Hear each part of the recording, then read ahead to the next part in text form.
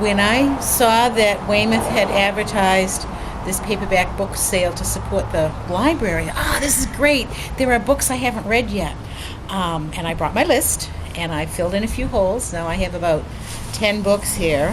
What can you tell me what some of them were from memory? Oh, I bought wonderful cookbook from Situate. I do love cookbooks, and there's always something in them. So I got a couple of cookbooks. I bought some Nora Roberts because I haven't read her yet, and she's been recommended to me.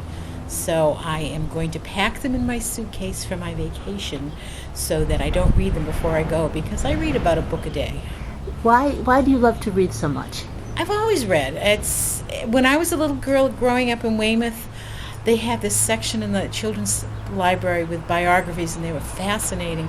I can still to this day tell you where they were and how they were covered and what I read, because one of the books I read there was Abigail Adams' biography in the kid version, and it was just great.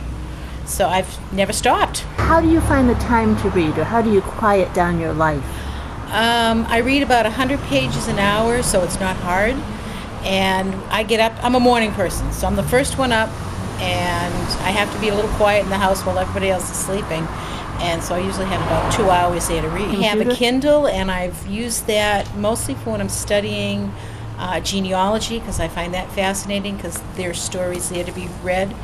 And I use the computer to go online and reserve books at the library. Yeah. Growing up, the children, the first one, of course, the first child gets all the good books, but then I saved them. The second child had a different taste in reading, so he saved all those. Then the boy came along, and he had a totally different reading taste, so we had a house full of books for the kids growing up.